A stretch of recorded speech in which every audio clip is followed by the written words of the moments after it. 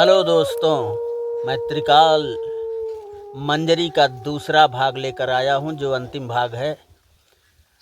विशाल उस धुएं के अंबार में गिर गया था बोलेरो वैन के साथ, और त्रिकाल मंजरी अपने पंख फड़फड़ाती वहां घने जंगल की तरफ निकल गई थी। विशाल किसी तरह विक्षिप्त अवस्था में पिछली सीट पर प्रवेश और अगली सीट पर मौत के घाट उतरे अपने दूसरे साथी के लिए घर आया था। घर आने पर उसकी माँ, गांव वाले ऐसा मंजर देख करके कांप उठे थे। प्रवेश और विशाल के साथी दूसरे साथी की मौत आज हो चली थी। दोनों की चिताएं सजाई गईं, कफन वफन करके उनको जो है शमशान घाट ले जाया गया, जहां उनकी अंत्येष्टि कर दी गई थी। धीरे धीरे अंधेरा चढ़ रहा था, लेकिन विशाल का मन अशांत था। अपने दोनों दोस्तों के खून का बदला लेने के लिए, त्रिकाल मंजरी का आज खेल खत्म करने के लिए विकास मन में ठान चुका था। बोलेरो वैन दरवाजे पर उसके खड़ी थी। जैसे ही सूर्यास्त हुआ, उसके बाद अंधेरा चढ़ने लगा था। उसकी माँ बोली, बेटे खाना खा ले। हाँ माँ, खाना खा के मैं द्वार पर जाता हूँ, आराम करूँगा। ठीक है बेटे, तू खाना खा ले। और विशाल खाना पीना करके बाहर द्वार पर चला गया था। बेटा, आज पिताजी भी तुम्हारे नहीं हैं, वो आज अमावस्या की रात है, इसलिए तुम्हारे पिताजी जंगल के बीच अपनी तपस्या पूरी करने के लिए गए हैं। साधना करेंगे वो बोले हैं कि हमें कोई डिस्टर्ब न करे। ठीक है माँ, मैं चल रहा हूँ द्वार पर सोने के लिए। और दरवाज़ा माँ बंद कर ली थी, और विशाल जो है बाहर अपने द्वार वाले दरवाजे पर पहुंचा और उसको खोला और भीतर कुछ देर के लिए ढरका। फिर उसका मन अशांत, उसे बेचैन किए हुए था। वो प्रसोद की आग में जल रहा था। अलमारी खोला और उसमें से चमकती खंजर बाहर निकाला, जो कि उसके पिता की रखी हुई थी, जो कई शक्तियों का ज्ञाता था। पिता नाम था कपाल देव, और कपाल देव का पुत्र विशाल उस खंजर को लेकर के अधेरा जंगल की तरफ बढ़ चुका था। गीदड़ों और भेड़ियों की आवाज़ें जंगल को और भयावह बनाने लगी थीं, और बोलेरो वैन अपनी तीव्र रफ्तार से जंगल से होते उसी रास्ते के तयशुदा मंजिल तक पहुंची थी, जहां रास्ता ख़त्म हो जाता है।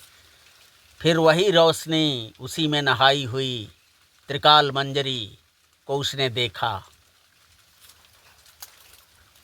और खंजर अपना छिपाए हुए धीरे धीरे बोलेरो वैन की हेडलाइट ऑफ करते हुए वहाँ से निकल पड़ा था त्रिकाल मंजरी का खेल समाप्त करने के लिए। त्रिकाल मंजरी ध्यान में मग्न मंत्र बोले जा रही थी।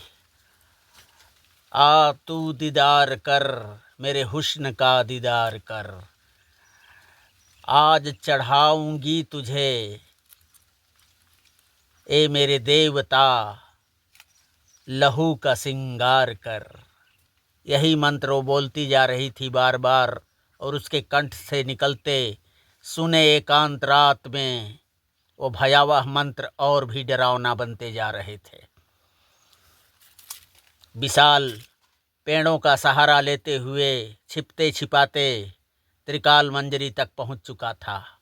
त्रिकाल मंजरी अपने चारों तरफ जो सुरक्षा कवच का घेरा तैयार की थी, उसके पास पहुंचते ही विशाल को आग की लपटें जैसे लग रहा था जला डालेंगी। चारों तरफ से आग के लपटें निकल करके पीली सर्प के जैसी लपटें उसको अपने फन से, जैसे कोई सांप अपना फन जो है किसी को काटने के लिए खोलता है, वैसे लग रही थी।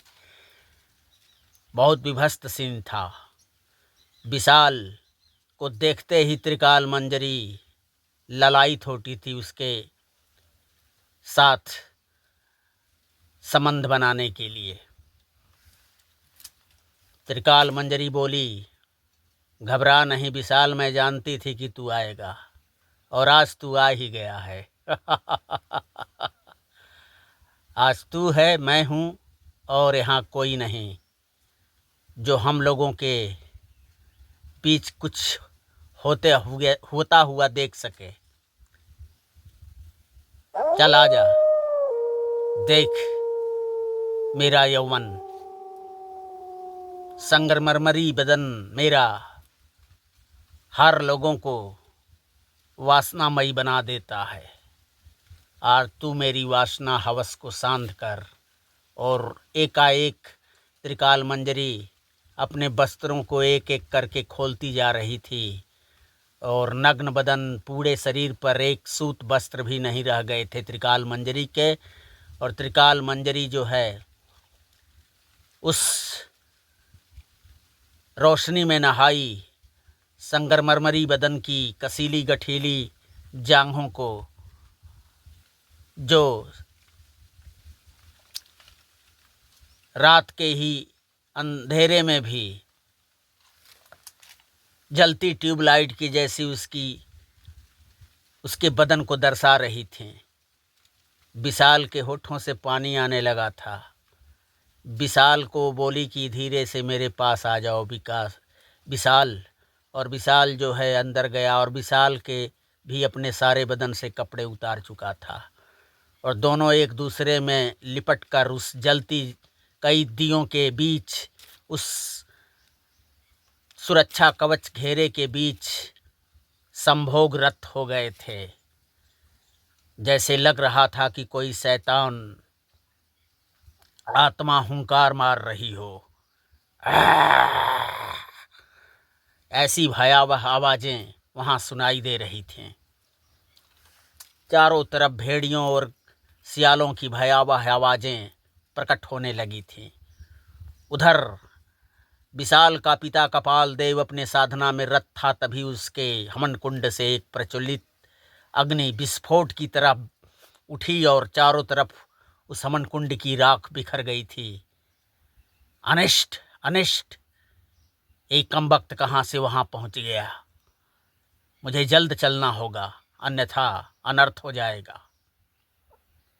कपाल देव सब जान चुका था अपनी चक्षुओं से और अपनी त्रिशूल कपाल देव उठाए और तांत्रिक कपाल देव त्रिकाल मंजरी के खात्मे के लिए निकल पड़े थे। धीरे धीरे धीरे धीरे दोनों के वासना का खेल चरम पे था। कभी विशाल नीचे तो कभी हुस्न की मलिका त्रिकाल मंजरी उसके ऊपर हो जाती। कभी त्रिकाल मंजरी नीचे तो कभी विकास हो जाता। धूल से दोनों नहाए हुए थे, नंग धड़ंग। एक अजीब रात की, काली रात के साये में ये दृश्य बहुत भयावह प्रतीत हो रहा था। तभी वहां अपने त्रिशूल लिए दौड़ते भागते कपाल देव पहुंचे थे। ठहर नागन, मैं आज तेरा फन कुचलने आ गया हूं। मैं जानता था कि कल हमारे तीनों बच्चे जंगल घूमने गए हैं तो तुझ जैसी सातिर दिमाग वाली त्रिकाल मंजरी उन पे अवश्य डोरे डालेगी। बेटा घबरा मत, मैं आ गया हूं। अपनी झोली से कुछ राख निकाल कर मंत्र बुदाते, ओम कामेश्वरी आय नमः स्वाहा, ओम कामेश्वरी आय नमः स्वाहा, ओम कामेश्वरी आय नमः स्वाहा। यही मंत्र बोलते उस राख को जो है तांत्रिक कपाल देव त्रिकाल मंजरी के ऊपर फेंक दिए थे। एक भयावह चीख निकली थी और त्रिकाल मंजरी एक खौफनाक चुड़ैल में तब्दील हो गई थी। नाम त्रिकाल मंजरी और काम चुड़ैल का। आज तेरे को मुक्ति देकर ही मैं रहूंगा। मेरा नाम भी तांत्रिक कपाल देव है और कपाल देव ऐसी निकृष्ट शक्तियों को कभी माफ नहीं करता। ले संभाल त्रिकाल दर्शनी मेरे त्रिशूल का वार। बेटा विशाल, तू बाहर निकल जा मेरी तरफ। और विशाल भागते हुए आया और झपट्टा मारती हुई त्रिकाल मंजरी के विशाल की तरफ त्रिकाल मंजरी के झपट्टा मारते ही कपाल देव द्वारा फेंकी गई त्रिशूल त्रिकाल मंजरी के वक्षस्थल से धंसती हुई पीठ की तरफ निकल गई थी और एक जोरदार चीख पूरे जंगल को हिलाकर रख गई थी। और त्रिकाल मंजरी गिरते गिरते बोली थी, मैं तुझे नहीं छोड़ूंगी कपाल देव। तूने मुझे काम वासना में लिप्त होते ही और इस क्रीड़ा में असीम आनंद को प्राप्त करते करते तुमने मेरे शरीर में ये खंजर घोंपा है, ये त्रिशूल घोंपी है। मैं भी तुझे ऐसे समय में मारूंगी जब तू भी किसी अपने अजीज के साथ होगा। वो दिन कभी नहीं आएगा मूर्खा। ले आज मैं तुझे इस बोतल में बंद ही कर देता हूँ। ओम कामेश्वरी आय नमः स्वाहा फट। ओम कामेश्वरी आय नमः स्वाहा फट। ओम कामेश्वरी आय नमः स्वाहा। और वही राख फिर दोबारा निकाल कर तांत्रिक कपाल देव त्रिकाल मंजरी के ऊपर दोबारा फेंके थे। और त्रिकाल मंजरी एक गोल रबड़ के समान धुएं के पिंड में, गोल आकार की पिंड में तब्दील होती और वहाँ से धुएं के आकार में आगे आई थी। और तभी जो है अपनी झोली से बोतल निकालते हुए कपाल देव बोले थे, आजा बोतल के अंदर कमबख्त। और बोतल के अंदर वो त्रिकाल मंजरी समा गई थी। एक धुआं सा उस बोतल के अंदर कैद हो गया था, जिसमें एक आकृति छोटी सी झील के ऊपर पड़ती परछाई की तरह हिल डुल रही थी बोतल के अंदर कैद। और उसके बोतल के ढक्कन को तुरंत फुर्ती दिखाते हुए तांत्रिक कपाल देव ने बंद कर दिया था। और इस तरह से हमेशा हमेशा के लिए अंधेरा जंगल से त्रिकाल मंजरी के वासना और हवस का खेल समाप्त हो गया था। तो दोस्तों, कैसी लगी ये हॉरर कहानी त्रिकाल मंजरी का ये अंतिम चैप्टर? आप लोग इसे लाइक, सब्सक्राइब, कमेंट के माध्यम से बताएं ताकि हम ऐसी ही कहानियाँ आप लोगों के सामने लेकर आते रहें। नमस्ते।